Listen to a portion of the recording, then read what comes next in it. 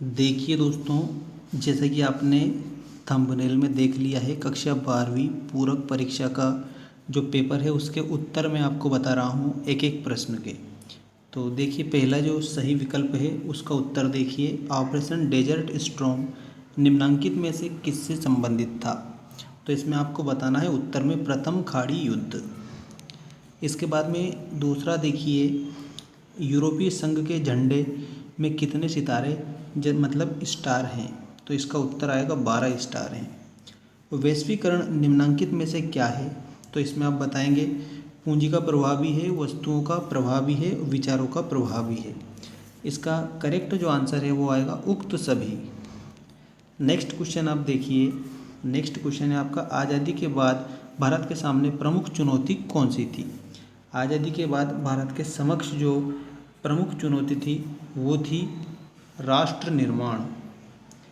इसके बाद में आपको अगला क्वेश्चन देखना है, गैर कांग्रेसी सरकार का प्रथम प्रधानमंत्री कौन था। तो गैर कांग्रेसी सरकार का जो प्रथम प्रधानमंत्री था वो थे मोरारजी देसाई। नेक्स्ट क्वेश्चन देखिए, नेक्स्ट क्वेश्चन है आपका, भारत के सबसे बड़े राजनीतिक दल भारतीय जनता पार्टी भाजपा की स्थापना कब हुई थी।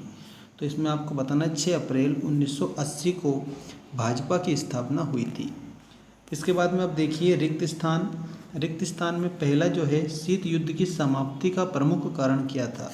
तो ये था सोवियत संघ का विघटन। सोवियत संघ का विघटन शीत युद्ध की समाप्ति का प्रमुख कारण था। इसके बाद में नेक्स्ट देखिए, सोवियत संघ द्वारा बनाया गया सैन्य गठबंधन था। तो उसमें आपको याद रखना वारसा पैक्ट। सार्क का मुख्यालय कहाँ पर है। तो ये है काठमांडू, नेपाल में। भारत संयुक्त राष्ट्र संघ का सदस्य है। तो याद रखेंगे यहाँ पर आप लिखेंगे प्रारंभिक सदस्य है, प्रारंभिक सदस्य है।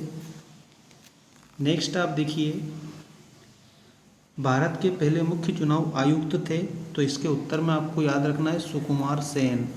भारत के मुख्य चुनाव आयुक्त सुकुमार सेन थे। इसके बाद में जय जवान जय किसान का नारा किसने दिया था। तो ये दिया था लाल बहादुर शास्त्री ने। अब सत्य असत्य लिखिए, इसमें आपको ध्यान देना है सत्य असत्य पर। अमेरिकी प्रभुत्व ने भारत की स्वतंत्र विदेश नीति का हनन किया है। तो हनन किया है, तो इसमें आपको क्या करना है, इसमें आपको लिखना है असत्य। इसके बाद में दूसरा देखिए, सर्वप्रथम पंचशील का उल्लेख भारत एवं चीन के मध्य 1956 में हुए समझौते में किया गया। तो इसमें भी आप लिखेंगे असत्य, क्योंकि ये भी आपका असत्य है। अगला देखिए, वैश्वीकरण आर्थिक समानता को जन्म देता है। अब यहाँ पर समानता की बात की जा रही है, तो ये असत्य है, क्योंकि वैश्वीकरण आर्थिक समानता को नहीं असमानता को जन्म देता है। अगला देखिए, अधिकांश रजवाड़ों का शासन लोकतांत्रिक तरीके से चलाया जाता है। तो ये बिल्कुल आप लिखेंगे सत्य लिखेंगे, क्योंकि अधिकांश जो रजवाड़े हैं उनका शासन लोकतांत्रिक तरीके से ही चलाया जाता था। अगला देखिए, जनता पार्टी सरकार के पतन का प्रमुख कारण दलीय गुटबाजी थी। तो इसमें आपको लिखना है सत्य। अगला देखिए, भारत में 1989 से गठबंधन की राजनीति का युग प्रारंभ हुआ। तो इसमें आप लिखेंगे सत्य। ये आपके सत्य असत्य भी कंप्लीट हो गए। अब सत्य असत्य के बाद में हम सही जोड़ी की बात करते हैं।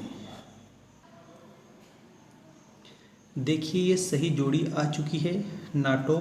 तो नाटो के आगे आप लिखेंगे अप्रैल 1949। शॉक थेरेपी अपनाई गई। तो इसमें आप लिखेंगे 1990 में। एक हिंदू राज्य, तो यह है नेपाल। यूनेस्को का मुख्यालय, तो इसमें आपको क्या लिखना है, यूनेस्को का मुख्यालय में पेरिस लिखना है। मीनू मसानी, तो मीनू मसानी में आपको लिखना है स्वतंत्र पार्टी। और प्रारंभ में कांग्रेस का चुनाव चिन्ह, तो इसमें आपको लिखना है दो बेलों की जोड़ी। इसके बाद में नेक्स्ट आप देखिए, एक शब्द या एक वाक्य में उत्तर दीजिए। अब एक शब्द एक वाक्य में उत्तर दीजिए, इसमें आपको याद रखना है 11 सितंबर 2001 को अमेरिका के किस भवन पर आतंकी हमला हुआ था। तो इसमें आपको याद रखना है ये हुआ था पेंटागन में। अगला है, वर्तमान में सार्क संगठन में सदस्य राष्ट्रों की संख्या कितनी है। तो ये 8, ठीक है। इसके बाद में वैश्वीकरण के विरोध में स्थापित किसी अंतर्राष्ट्रीय संस्था का नाम लिखिए। तो यह है वर्ल्ड सोशल फोरम, जिसे हिंदी में विश्व सामाजिक मंच बोला जाता है। इसके बाद में आज़ादी के बाद भारत के राज्य कितनी श्रेणियों में विभाजित थे? तो ये 4 श्रेणियों में विभाजित थे। लोकनायक जयप्रकाश नारायण किस नाम से प्रसिद्ध है? तो जेपी नाम से प्रसिद्ध है।